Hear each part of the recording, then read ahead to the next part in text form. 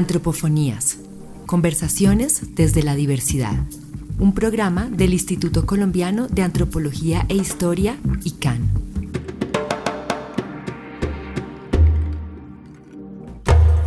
Hola gente, bienvenidos a Antropofonías, el podcast del Instituto Colombiano de Antropología e Historia. Hoy vamos a conversar sobre la representación del otro, y particularmente sobre la representación del otro y de la otra a través de la voz, de los dialectos, de los modismos y de los acentos. Hola Luisa, ¿cómo estás? ¿Y con quién vamos a conversar de esto hoy? Hola Vladimir. Hoy tenemos a una invitada muy especial con una trayectoria muy particular. Estamos con Catalina Medina. Catalina es entrenadora vocal y de acentos, es antropóloga de la Universidad Nacional de Colombia, es actriz y también es terapeuta. Catalina, muchas gracias por acompañarnos hoy en Antropofonías. Hola Luisa, hola Vladimir, ¿cómo están? Muchas gracias por invitarme a este espacio. Catalina, empecemos conversando sobre el habla y particularmente sobre la voz. ¿Cómo llegas tú a interesarte por la voz y qué tiene que ver esto con la antropología? Y más bien cómo la antropología se relaciona con la manera en que tú te acercas a esta dimensión tan particular y tan importante de la cultura. Sobre todo cuando tú vienes de la actuación y no de la lingüística, que es la ciencia social humana con la cual habitualmente se asocia este tipo de trabajo. Me haces acordarme de mi hermana mayor, que cuando ya mucho más adelante yo empiezo a trabajar en el tema de los acentos, me dice como, bueno, pero a la larga tú toda la vida hiciste eso, ¿no? De niña te la pasabas jugando a los acentos. Y me fui yo para atrás y dije, pues sí, la verdad es que yo jugaba mucho con mi habla, ¿sí? A imitar. ¿Qué decía y a qué edad empecé a hacerlo? No lo sé, pero por ahí también empecé a actuar, a disfrazarme, a anhelar los espacios creativos y ya luego la vida, yo creo que la puerta de entrada para eso, la primera fue la actuación, o sea, querer estar representando personajes. Y obviamente eso genera la pregunta sobre el habla, porque usualmente es, no sé, bueno, en esa época era como complejo escuchar a los actores, era difícil también entenderles. Entonces yo me empecé como a especializar en eso cuando me formé como actriz, después de estudiar antropología, después de formarme como antropóloga. Entonces allí ya empecé a meterme más en el tema de la voz. ¿Y cómo se va entrelazando eso con la antropología? A ver, me surge ahorita pensar en la escucha. Y es que, fíjate, la antropología nos invita a escuchar al otro, ¿no? A darle espacio a la palabra del otro, a la curiosidad frente a esa otra edad. Y yo tengo un momento como en el que las aguas se mezclan entre la antropología teatral, que es lo que yo primero empiezo como a curiosear en la Universidad Nacional, dentro de los grupos amateur. Y ahí empieza como, yo creo que a aparecer el cuerpo del otro, la boca del otro, las formas del otro, y por ende, pues claro, la representación del otro. Y tengo también un momento en el que estoy trabajando en derechos humanos y no antropología, bueno, sí, derechos humanos, antropología y artes escénicas, con comunidades indígenas y afros. Y ahí empieza la escucha nuevamente, estando en el Chocó, empezar a fascinarme por estos fonemas, ¿no? De las palabras, cómo se van cambiando con relación a mi mundo y las melodías que surgen en esta manera de hablar para poder entender e integrar esa manera de hablar del otro en mí. Catalina, tú has viajado por diferentes partes del mundo, también has vivido en diferentes lugares de Colombia y sin lugar a dudas allí has encontrado diferentes acentos.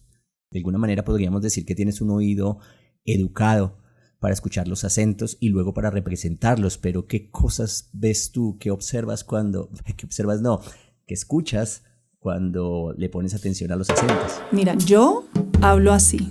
Yo hablo así, pero si me voy metiendo hacia otra región, otra geografía, entonces puedo empezar a modificar un fonema, una geografía, a modificar un fonema, como por ejemplo la S así como silbada, y entonces puedo empezar a elongar las vocales y ahí ya está apareciendo una S silbada más esa melodía que escuchaste hacia arriba y la voy subiendo más.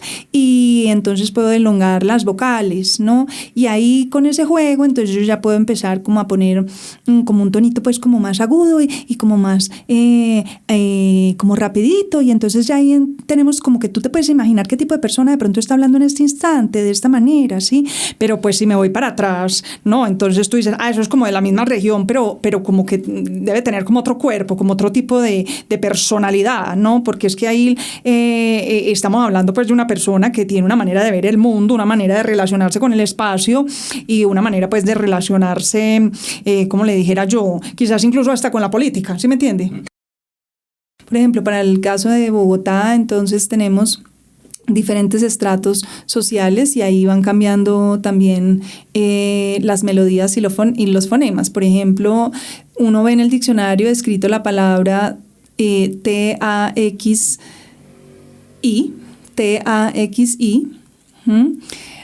Si la digo sería taxi.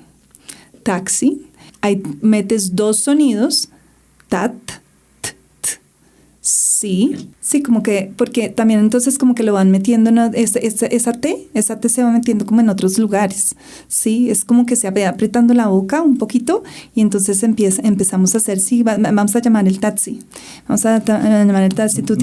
podríamos tener éxito si ponemos este tipo de negocio ahí.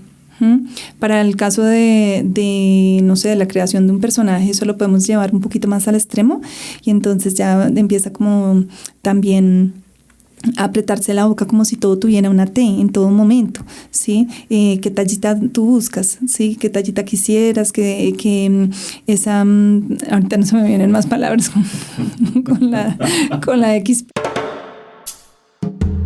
Catalina, en efecto, la antropología desde sus orígenes se interesó muchísimo en la lingüística, era una rama en sí misma de la antropología y, como tú decías, esta es una disciplina de la escucha, pero también de la interpretación, de pensar sobre las palabras, sobre los significados, sobre los símbolos. Tú decías que tú empezaste por la escucha, por jugar a imitar esas voces. ¿Tú cómo definirías la voz? ¿Qué es la voz para ti? Bueno, la voz es... A ver, voy a empezar desde lo muy personal, que es un camino de vida, es decir, es algo que uno físicamente recorre, a un nivel vibracional recorre también, que recorrido. La voz es un campo que puede ser tan específico como amplio, ¿no? Entonces, yo puedo llegar, o una persona que se interesa por el campo de la voz, empezando por su propia voz, quizás puede como querer algo muy específico, como no me gusta cómo sueno, mi tono está muy grave, mi tono está muy agudo, ¿sí?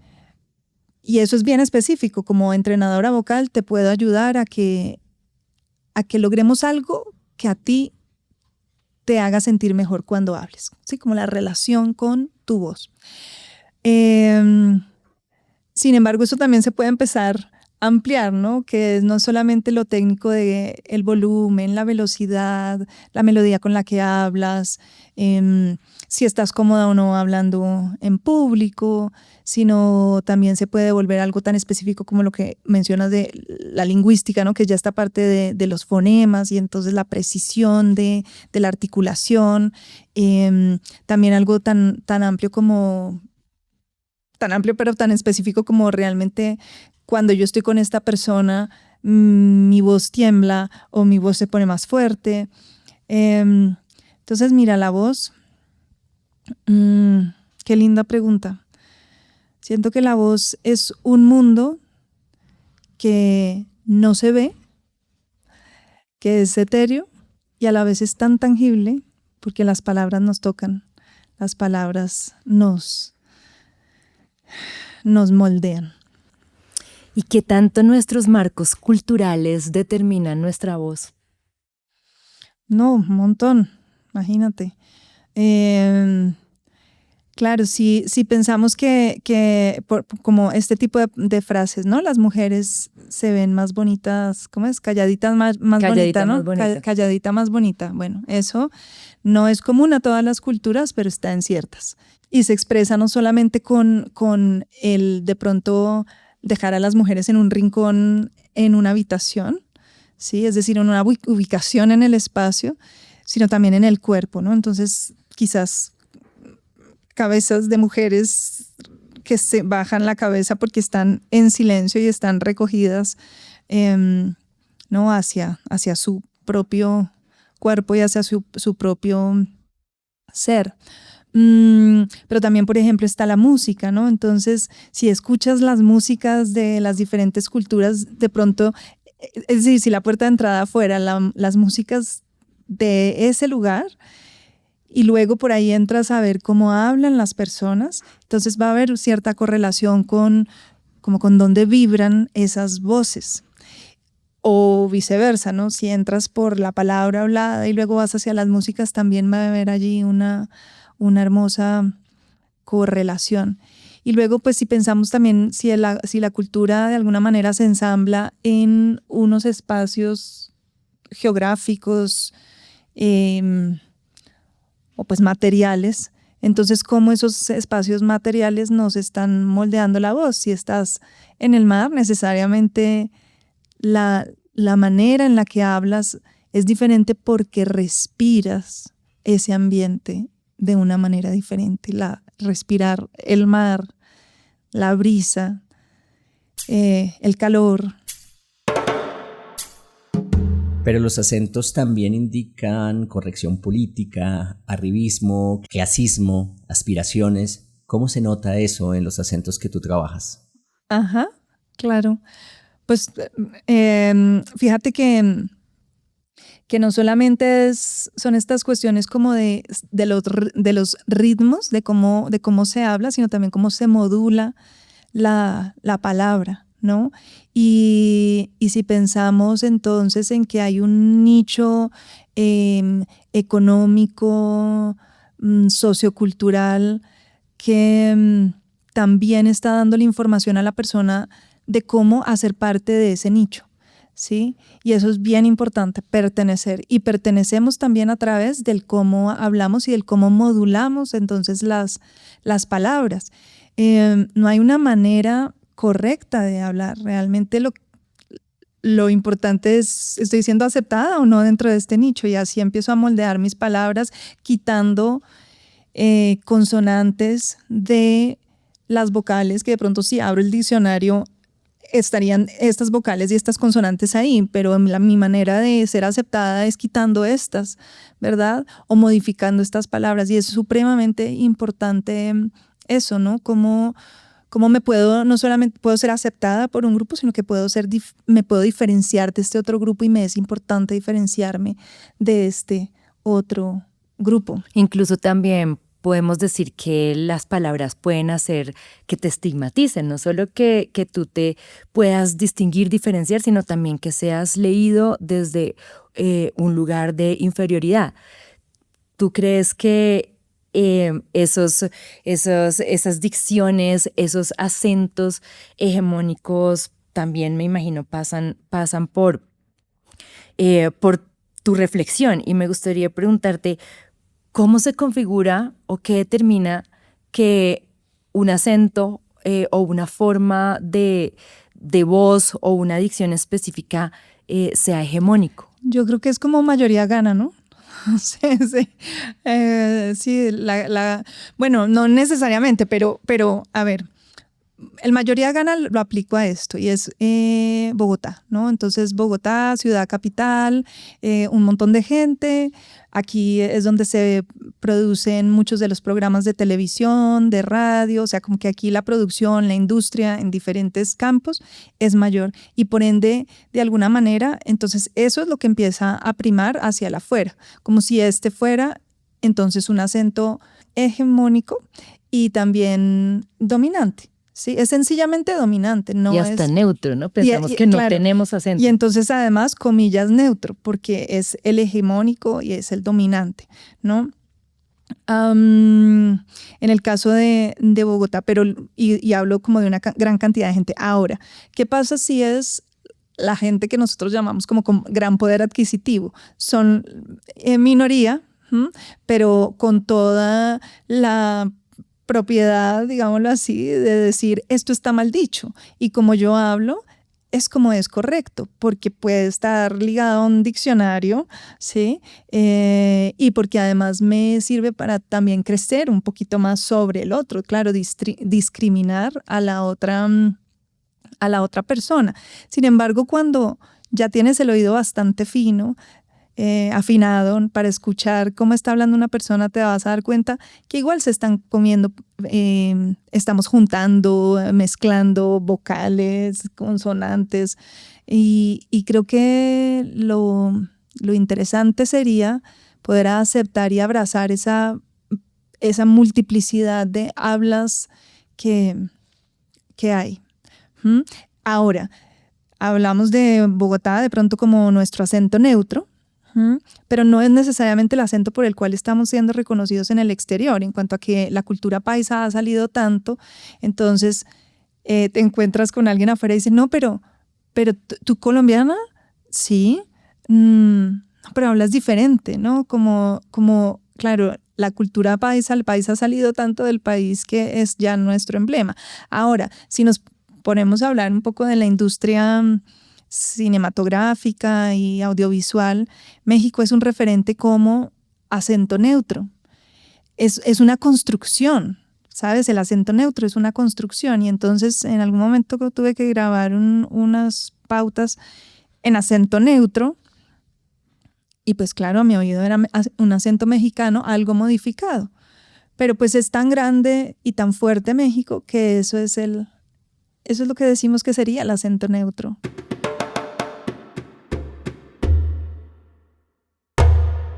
La ballena beluga o ballena blanca es un cetáceo de los más pequeños de su especie. Habita la región ártica y subártica.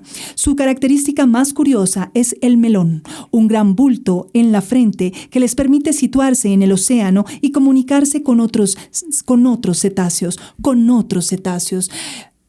Ahora vamos con más noticias. Es una cosa que va como bajando, ¿sí? Algo así. Bueno, tú nos llevas a pensar en estas industrias culturales que sin lugar a dudas han sido muy importantes en la reproducción de las culturas contemporáneas y en cierta manera de la existencia de ciertos acentos o ciertas voces aparentemente neutrales. Yo recuerdo cuando nosotros éramos niños y escuchábamos las traducciones de las series gringas, se tomaba que el acento latino o el acento en español nuestro era el acento mexicano. De hecho, cuando escuchamos unos doblajes en español de unas series históricas que hemos nosotros tenido de niños, nos causan un poco de grima. ¿Cómo es eso del acento neutro? ¿Cómo se llega allí? No, pues esos son vasos comunicantes, o sea, fluye de allá para acá y de acá para allá, irremediablemente, ¿sabes? Porque de repente hay uno de esos dos polos que empieza a pesar más y entonces como que nutre más al otro, ¿no? Los chicos, llamémoslo así, la gente joven, pues que empiezan a hablar como un poco así, una cosa así, que no se abre la boca también. Eso es interesante porque es que ya poco a poco dejo de abrir la boca porque estoy más como moviendo los dedos para comunicarme, ¿no? Luego también, pues hay una serie de presiones afuera que hacen que probablemente todo mi cuerpo esté tenso, pero también es porque nos estamos, como acercando un poquito como al inglés, ¿sabes? Entonces el inglés tiene una cosa que es como un poco más suelta aquí y entonces vamos metiendo un montón de palabras de inglés y entonces el network, entonces las queremos pronunciar de esa manera. Bueno, estoy súper exagerando y aquí se sale mi actriz, ¿no? Pero realmente sí hay unos flujos de sonidos sonoros que empiezan a llegar a nosotros y por ahí se van cambiando las cosas. Ahora, fíjate cómo en la industria se crean, yo podría decir, como universos sonoros que se hacen acorde a, bueno, a como qué historia queremos contar, de dónde viene esa historia, pero también qué actor tenemos disponible para hacerla. Y ese actor o esos actores pues no son máquinas. Entonces pueden hacer ciertas cosas con sus voces y de repente nos crean una manera de hablar. Y esa manera de hablar de alguna manera vuelve y entra, se devuelve hacia el mismo grupo, ¿sí? Esta manera ficcionada, creada, vuelve y se devuelve hacia el grupo. No lo dudo, ¿sí? Porque pues la pantalla es un referente muy, muy, muy grande. Ahora, también hay otra cosa que viene a nutrir ese universo sonoro de una producción, y es si la producción va a estar llevada a pantallas externas, a un nivel internacional. Si el acento es demasiado cerrado, demasiado autóctono, ¿sí? No funciona porque los oídos de afuera no están tan abiertos para entender eso. Entonces hay que suavizarlo un poco, ¿ves? Y yo creo que ahí se va creando una mezcolanza muy interesante, muy interesante. Y te lo pregunto porque, de hecho, me han llegado comerciales de inteligencia artificial con acento paisa, claramente se nota. Y vemos también que Loquendo, que era ese sintetizador de voz con el cual Anonymous se dio a conocer, al final empezó a progresar y llevó a cabo la configuración de unos acentos sintetizados de tipo chileno, de tipo argentino, también a lo último hubo de acento colombiano. Entonces, pareciera que la homogenización no necesariamente es el camino. ¿Tú cómo ves ese tema hacia el futuro? Yo no tengo tanta claridad sobre este tema, sé que irá avanzando de todas formas, pero voy a traer justo algo que escuché hace poquito sobre la inteligencia artificial, alguien que hace parte de los que la crean, y entonces pues él habla como de la ética detrás de la inteligencia artificial. Entonces, como hay varias gentes investigando, hay gente que tiene una ética más humana, otra no tan humana, sino más acorde al mercado, y entonces esto pues va a arrasar, obviamente, más. Esta persona dice, ya esto está, ya la rueda giró, ya esto va a seguir girando, esto va a seguir avanzando, y la manera como realmente vamos a poder sobrevivir a ella, por así decirlo, los humanos, es a partir de la creatividad. Es decir, a partir del que puede seguir creando puntos de relación entre conceptos, ¿sí? Es decir, esa mente humana que puede crear realmente relaciones entre cosas y no las cosas mecánicas, porque las cosas mecánicas esas las va a hacer la inteligencia artificial. Ahora, ¿cómo impacta eso a las voces? Mira, yo soy una apasionada de las voces de los cantos del mundo y voy colectándolos. Hay tanta variedad y tanto tejido tan fino que yo pensaría que sería muy difícil llegar tan ahí, ¿no? A esas fibras tan específicas, ¿no? Pensaría que quisiera que no, porque también hay algo muy importante que pasa con la voz, y es que cuando estamos en presencia de otro cuerpo, realmente vibramos, y esa vibración es algo muy diferente a tener una voz a través de un parlante, ¿ves? Entonces, eso sí va a ser muy único, porque la voz no es solamente la voz de lo que yo estoy hablando ahorita, de lo que te llega a ti, sino es mi respiración, es mi cuerpo vibrando al lado del tuyo.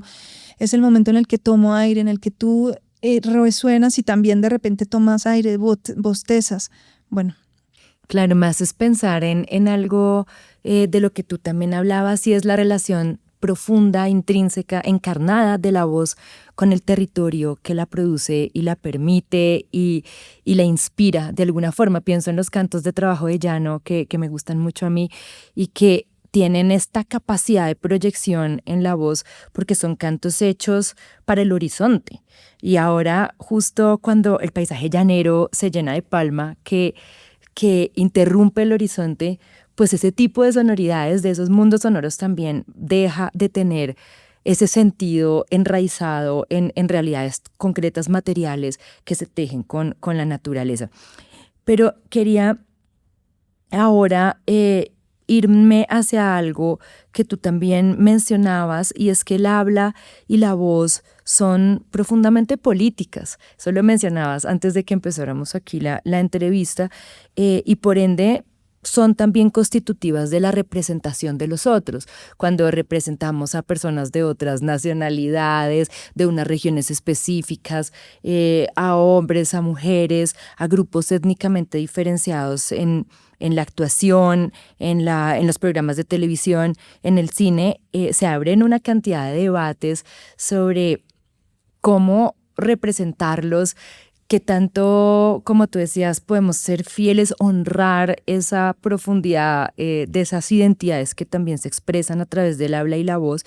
Y yo quisiera preguntarte, ¿qué retos, qué dificultades encuentras tú cuando te enfrentas a la representación de, por ejemplo, personas o personajes que están situados en contextos culturales muy específicos, o qué pautas tener en cuenta para no irnos hacia la caricatura? Sí, definitivamente no queremos irnos a la caricatura. No, para nada. Por eso realmente pues hay una invitación a los actores a que profundicen en su plasticidad para poder entrar en otras sonoridades y poder ser, ojalá, sí, fieles a lo que está enfrente para tomar, para representar, y su propia maquinaria, es decir, ¿no? La propia maquinaria del actor. Pero mira, pues ahí surgen muchas cosas. Por ejemplo, si es como una estrella que se abre. Entonces, el mundo del entretenimiento a veces necesita poner a alguien de cartel, es decir, un actor importante que la gente lo quiera ver, ¿sí? Porque ahí hay un morbo, como yo quiero ver a este personaje, el otro podrá hacerlo mejor, pero no, yo quiero ver a este otro como público. Entonces este otro es mexicano, es español, es de otro lugar, y viene a representar a un colombiano. Claro, adentro la industria colombiana va a decir, pero ¿por qué no tomamos a un actor colombiano si es que hay? Y hay incluso de la misma tierra y esto. Pero ahí es donde empieza una interacción supremamente peligrosa, polémica, ¿sí? En donde se dice, no, pero es que a este es al que lo quieren ver. O sea, eso está mediado por una situación obviamente económica, ¿no? Entonces, bueno, mi trabajo, que no siempre, digamos, es llamado a escena, pero cuando es llamado a escena los actores lo agradecen mucho, es como traer esa habla española, ese acento mexicano que es del actor original, y tratarlo de fusionar con lo que se necesite en torno al colombiano.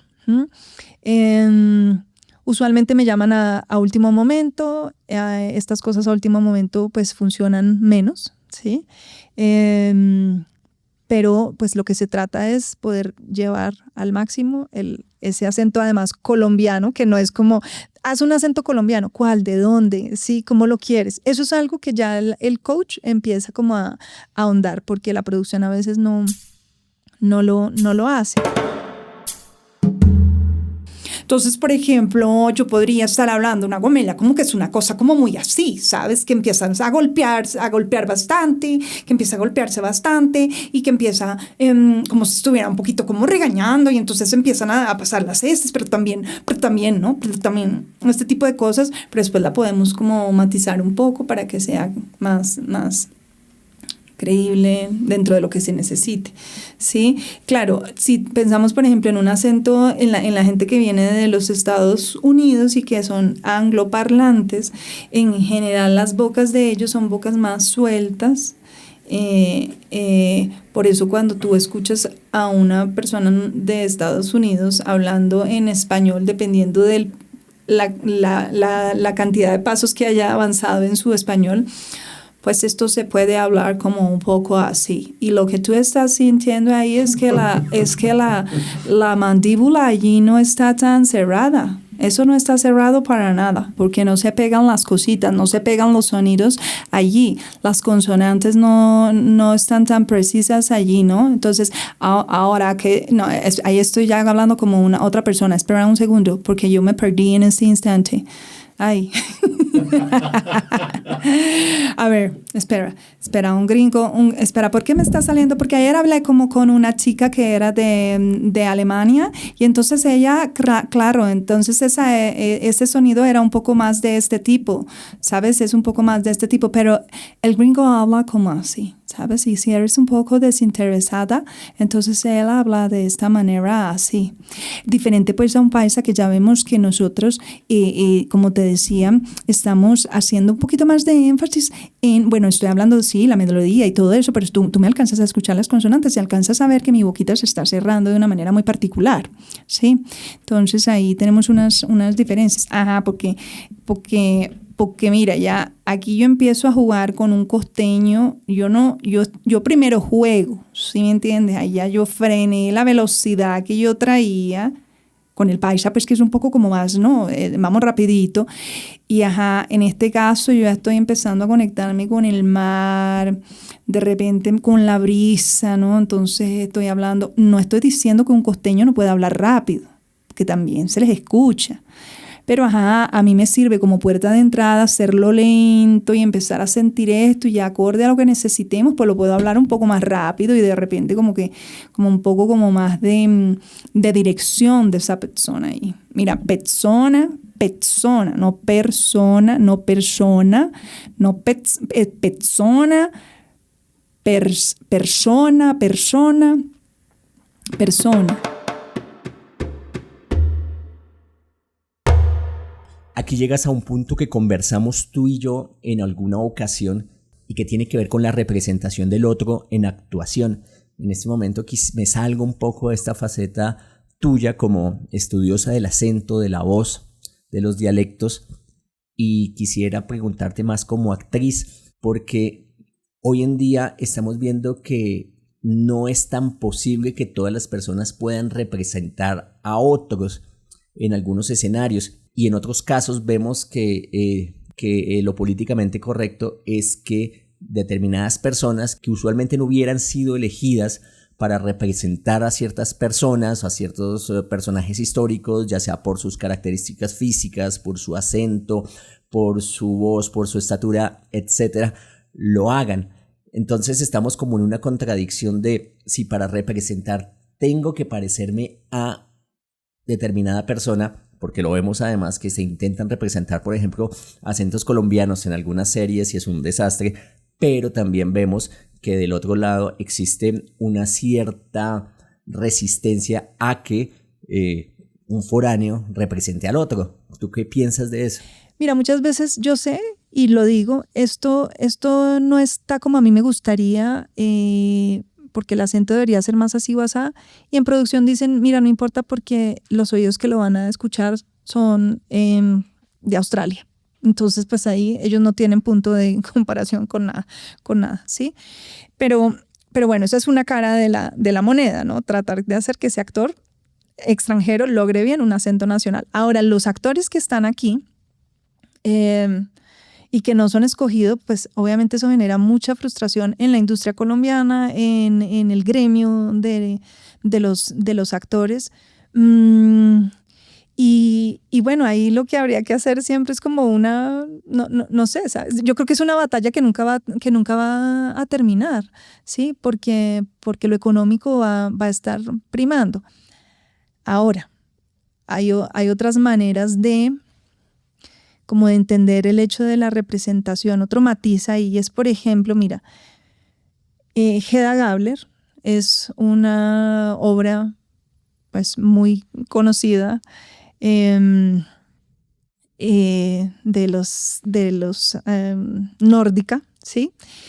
Y resulta que cuando yo estaba estudiando en los Estados Unidos y me escogieron para ser Hedda Gabler, ciertas personas decían, no puede representar Hedda Gabler, porque pues no, o sea, mírela, sí, o sea, como no va ni el cómo luce, ni el cómo, no va.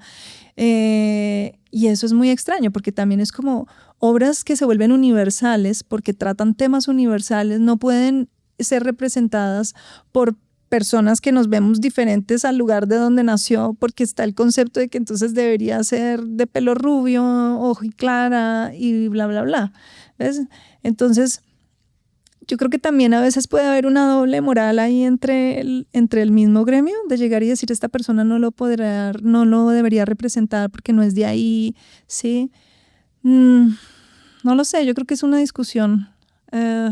Sí, como decir que Julieta, si Shakespeare era inglés, entonces no, una persona que se vea mucho más, con rasgos mucho más indígenas no la podría representar porque pues no luce como tal.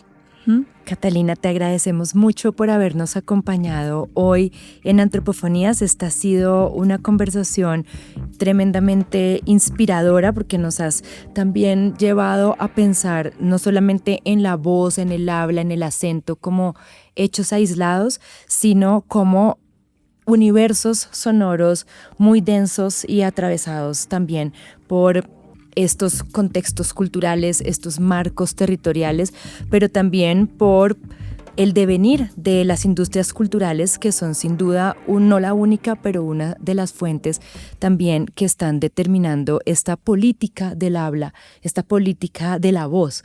Y creo que nos dejas con muchísimas preguntas y sin duda con un campo entero por explorar.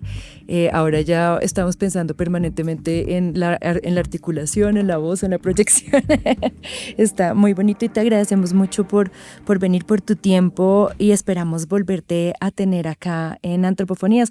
No sé si quieras decirnos la gente dónde puede encontrarte, dónde te puede contactar, qué tipo también de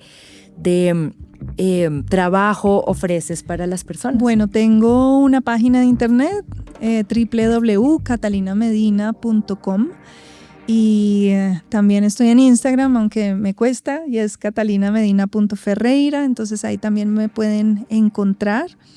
Y bueno, yo estoy disponible para trabajar sus voces con relación a lo técnico, como también con relación a lo creativo y también a lo espiritual y crecimiento del ser, que es también mi otra faceta como terapeuta, más que facetas, pues es el estar al servicio, ¿no? Así que bienvenidas y bienvenidos a este espacio también que puedo ofrecer en torno a la voz. Muchas gracias a ustedes dos por haberme invitado.